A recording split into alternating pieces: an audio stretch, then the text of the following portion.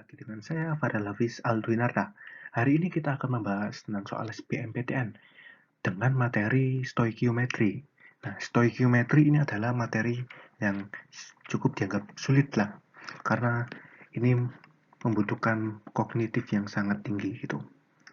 Nah, langsung saya bacakan sebanyak 1,6 gram batuan yang mengandung tembaga dilarutkan ke dalam HCl pekat berlebih. Semua ion di tembaga dengan air tembaga itu sekian, dalam larutan ini diendapkan sebagai tembaga sulfida.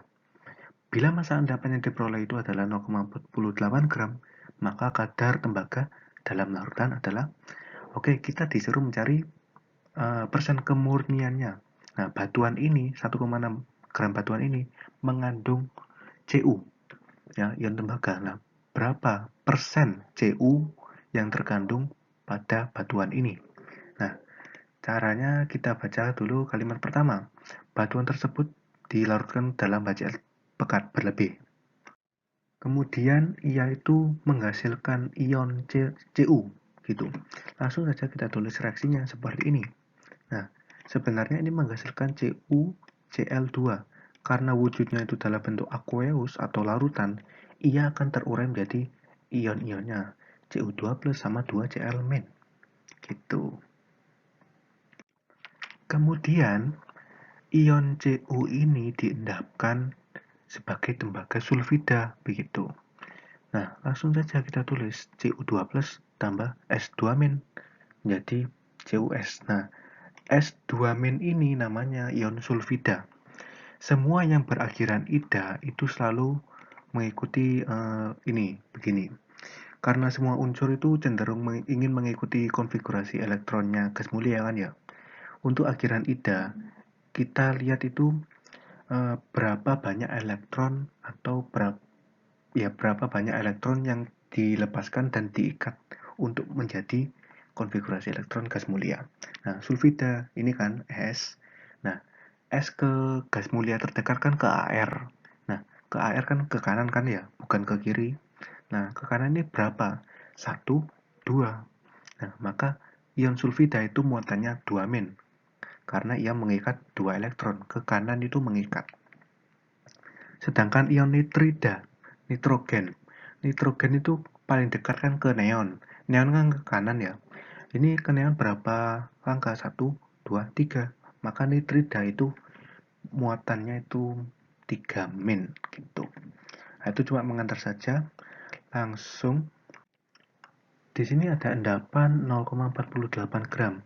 Maka ini itu sama dengan 0,48 gram. Nah, ini berapa mol gitu. Nah, untuk mencari molnya kita kan butuh MR ya. MR-nya CuS berapa? Ya cukup ini ditambahkan dengan 32.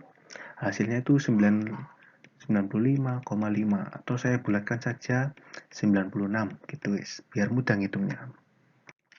Nah, lanjut.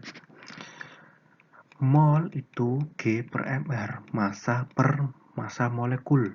Nah, gitu. Nah, kemudian masanya kan sudah ada ya, 0,48. Nah, MR-nya juga sudah ada 96.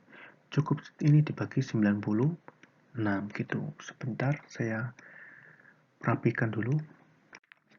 Nah, dari sini kita berangkat ke sini. 0,48 saya ubah bentuknya seperti ini. 48 kali 10 pangkat min 2 per 96. Ini kan dibagi ya, sini jadi setengah. Setengah kali 10 pangkat min 2 atau 0,5 kali 10 pangkat min 2. Atau sama dengan 5 kali 10 pangkat min 3. Nah, ini masukkan ke sini gitu. Nah, karena CuS itu ada 5 kali 10 pangkat min 3 mol, maka Cu12 itu juga sama, 5 kali 10 pangkat min 3, begitu. Nah, S juga sama sih, tapi nggak perlu ditulis, nggak apa-apa. Nah, ini salah satu contoh ya. Ini misalnya adalah Cu, ini adalah S. Nah, kalau ini ada 5 kali 10 pangkat min 3, maka Cu-nya juga sama, 5 kali 10 pangkat min 3 gitu. Nah, bagaimana kalau ininya molekul CuS itu ada 2, 2 mol lah. Maka Cu-nya juga 2 mol, S-nya juga 2 mol. Inilah mengapa 2 tambah 2 tidak selalu sama dengan 4 dalam hitungan kimia. Nah, karena sudah ketemu molnya Cu12, kita input ke sini. Nah, dari sini kita cari berapa mol Cu gitu. Nah, karena ini kan berbeda reaksi ya. Kalau berbeda reaksi, molnya itu langsung diinput saja. Jadi nggak peduli, walaupun Cu20 ini koefisiennya adalah 3, jadi nggak perlu 5 kali 10 pangkat min 3 dikalikan 3 dulu baru dimasukkan ke sini. Nggak perlu. Karena ini berbeda reaksi gitu. Kalau antar reaksi, molnya itu tetap.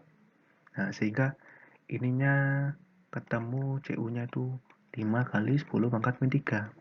Gitu. Karena di sini juga 5 kali 10 pangkat min 3.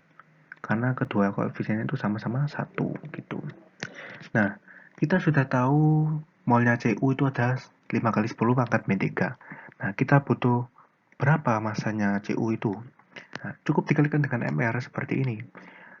5 kali 10 pangkat min 3 saya ubah 0,005 dikali dengan 63 MR-nya. Molnya saya coret. Nah, sehingga ketemu ini kali ini sama dengan 0,3175. Karena setengahnya ini dikalikan dengan 10 pangkat min 2. Tuh. Lanjut. Nah, ini saya bulatkan menjadi 0,32 karena saya melihat ini kelipatannya kan ya. 1,6 itu kan kelipatannya dengan 32 gitu. Oke, akhirnya kita tahu berapa masanya Cu. Jadi, dalam 1,6 gram batuan itu terdapat 0,32 gram Cu asli. Nah, gitu. Nah, sekarang berapa persennya? Berapa persen kemurniannya? Cukup kita hitung saja. Unsur molnya masanya Cu 0,32 per masa total batuan 1,6. Nah, kalau begini kan hitungnya sulit. Kita ubah dulu 32 kali 10 pangkat min 2 per 16 kali 10 pangkat min 1. 32 dicoret dengan 16, hasilnya adalah 2. Min 2 dikurangi min 1 adalah 10 pangkat min 1. Maka hasilnya adalah 0,2. 0,2 karena ingin dibentuk ke dalam bentuk persen, cukup dikalikan dengan 100%. Nah, akhirnya hasilnya adalah 20%. Jawaban yang memenuhi adalah D. Baik, begitu saja. Sampai jumpa di video selanjutnya ya.